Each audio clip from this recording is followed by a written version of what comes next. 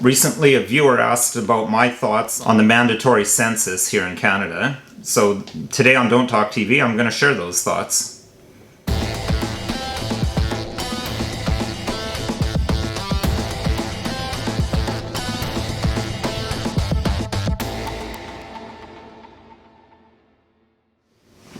Hello, my name is Nicholas Wansbutter. I'm a criminal defense lawyer in Stratford, Ontario, Canada, and welcome to Don't Talk TV. So as I mentioned in the preamble, a viewer left this comment in the comments box. Quote, "Another great video. Would love to hear your thoughts on the mandatory census in a future video." End quote. Dean, thank you very much for watching, and thank you for the question. So I'll say at the outset, in giving my thoughts about the mandatory census, I think there's a distinction to be made between the short form and the long form. In brief, I don't find the short form offensive, and I don't think that one could ever mount a successful challenge of that because the amount of information that's collected is fairly minimal. It's not intrusive at all, and it's all information that government really already has ready access to in any event, so there's very little breach of privacy. The long form is a whole different ball of wax.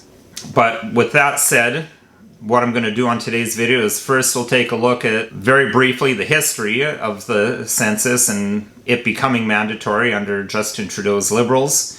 We'll look at the law that makes it mandatory, what the potential consequences are for failing to fill out the census. And thirdly, I'll discuss my views on the constitutionality of that and potential arguments that could be made. So firstly, I think it is worth noting that the census wasn't always mandatory, and it wasn't also as intrusive as it currently is, at least in terms of the long-form census. So just to take a quick look at a CBC article here, we have an article from November 6, 2015, titled "Mandatory Long-Form Census Restored by New Liberal Government," and it notes that the Conservatives scrapped former compulsory questionnaire in 2010. So this was right after Justin Trudeau's Liberal Party was first elected, and it notes here the Liberal government is reinstating the mandatory long-form census that was scrapped by the Conservatives 5 years ago. And their justification for this is they say, "We need good, reliable data," said Minister of Innovation, Science and Economic Development Navdeep Bains, who made the announcement on Parliament Hill. Now, at that time, he wouldn't say what the penalty would be, but we can look at the updated Statistics Act to see what the penalties and potential consequences are. So I have here the Justice Law's website opened to the Statistics Act, and if we go down to Section 30 and following of that act, we see here that Section 31 is the one that would apply to people who refuse to fill out the questionnaire. "Every person is guilty of an offense and liable on summary conviction to a fine of not more than $500 who, without lawful excuse, A, refuses or neglects, following a request for information under this act, 1, to provide any requested information to the best of their knowledge and belief, or 2, to provide any requested information when and as required under this act." So that would cover off receiving a questionnaire in the mail. That's your request, and if you fail to answer that request, you could be charged. And it's also an offense to knowingly give false or misleading information or practice any other deception under the Act. Now, it's worth noting, Section 32.1, despite subsection 787 sub 1 of the Criminal Code, no imprisonment may be imposed as punishment for a conviction under sections 31 or 32. And 32 is refusal to grant access to records. That doesn't apply to the average citizen. Now, a maximum $500 fine doesn't mean you're automatically going to receive $500. You could receive anything from a discharge to a $10 fine to a suspended sentence with probation up to a fine of $500. But the real kicker is that you could end up with a criminal record. Now, it wouldn't be a conviction under the Criminal Code, but there are a number of acts that show up on a criminal record, not just the Criminal Code. Controlled Drugs and Substances Act, Cannabis Act, and Statistics Act. Also, Income Tax Act, tax evasion shows up on your criminal record. So that's probably the most serious consequence of failing to respond to these mandatory census questionnaires. So, as I said at the outset, I personally don't find the short form offensive at all. I filled mine out. Fortunately, I got the short form. I filled it out, sent it back. I personally don't have a problem with it.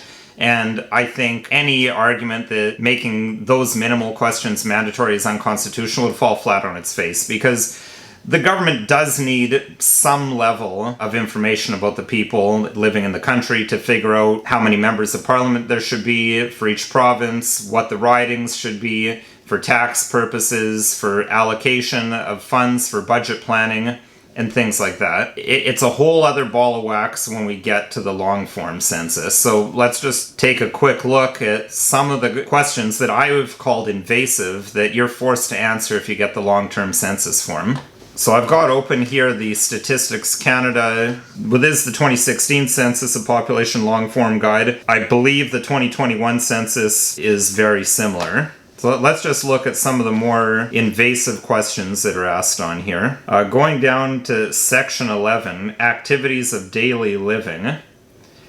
So it asks things about whether each person asked about in the questionnaire needs glasses or contact lens, whether they have difficulties hearing.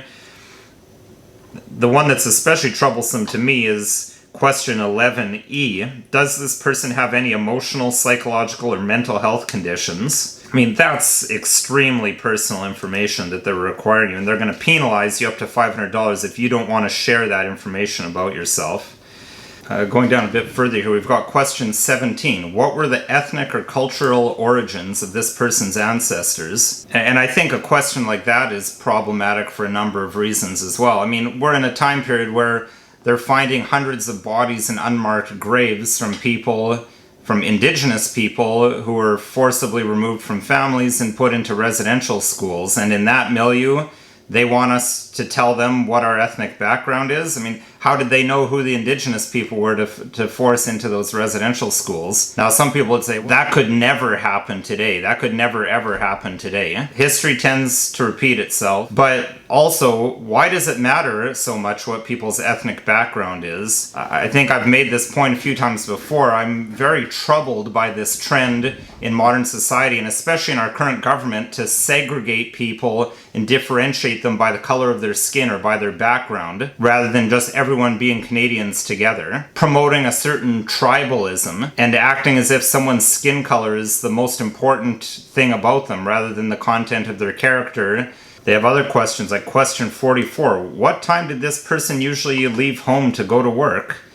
I mean, how is that any of the government's business, and how does that help them determine anything? Then we get into these housing questions under step F, where they require you to describe, okay, is the dwelling owned or rented? I mean, that's something that they could easily find out from building records, but how many rooms are there in this dwelling? How many of these rooms are bedrooms? I thought Pierre Trudeau, the father of our current Prime Minister, said there's no place for the state in the bedrooms of the nation. And yet here, on penalty of a criminal record, you have to disclose how many bedrooms are in your home and whether your home is in need of any repairs. So I've highlighted a number of things that I consider very intrusive and none of anyone's business, unless you want to share that. But this isn't a voluntary sharing of this deeply personal information. This is mandatory. You can get a criminal record, and that could impact your ability to cross the border, your ability to get a job. So there's certainly charter implications to this, and it would certainly seem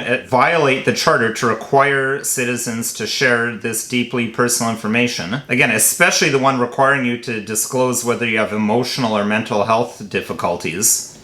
This is one that I mention frequently on this channel. Section 7 of the Charter. Everyone has the right to life, liberty, and security of the person, and the right not to be deprived thereof, except in accordance with the principles of fundamental justice. So security of the person includes your right to privacy. Now, people will often mention Section 33, the notwithstanding clause, as being the limiting factor on rights. The real limiting factor is Section 1 of the Charter, and this is what needs to be considered in balancing these intrusions on rights. Section 1, the Canadian Charter of Rights and Freedoms guarantees the rights and freedoms set out in it, subject only to such reasonable limits prescribed by law as can be demonstrably justified in a free and democratic society. So, is requiring people to share deeply personal information with the government, is that a reasonable limit on your Section 7 rights? And is it a reasonable limit that can be demonstrably justified in a free and democratic society? I would suggest that the questions on the short form, asking the names of the people who live in your residence and some basic data on them, is a reasonable limit on Section 7. I mean, Section 7 isn't unlimited, nor should it be unlimited. No section of the Charter should be unlimited. Some people seem to suggest that it should be, but let's just take a step back and consider for a second. If we didn't have Section 1 and all these rights were unlimited, then freedom of religion would include, if you had some people who worship ancient Aztec religion, they'd be entitled to kidnap people and cut their hearts out of them while they're still alive and sacrifice that to the sun god under the protection of religious freedom. Obviously, a society can't function that way, so you need some limits. And as I said at the beginning, I think there's some good reasons to have a short form census, but the questions under the long form, as I've indicated as I went through them, there's a number that are highly intrusive. And in my view, there's a good argument to be made that those are not reasonable. It's not a reasonable limit to force people to tell the government whether they have emotional issues, or whether they have psychological issues, or how many bedrooms they have in their house, or when they leave to go to work in the morning. I think there may also be an argument under Section 12, the protection against cruel and unusual punishment, just because the consequences of failing to answer this questionnaire are so disproportionate to the alleged harm done to society by not answering the questionnaire. I mean, it would be one thing if it was like a traffic ticket and you just get a fine and you go on with your life and it's not on your permanent record. It's quite another when you can potentially incur a criminal record. So, although I recommend individuals to always follow the law, if you do run afoul of this and you get charged, these are some charter arguments that you could consider. This video is not legal advice, however. If you need legal advice, contact a lawyer. You can call myself or another lawyer. My 1-855 number is listed below along with my website, and a lawyer can then give you specific advice tailored to the situation that you're facing. If there are any topics you'd like to see me cover on this channel, please leave a comment in the comment section below or send me an email. My email address is also listed. And if you found this video interesting, helpful, or informative, please consider liking, sharing, and subscribing, and following me on social media.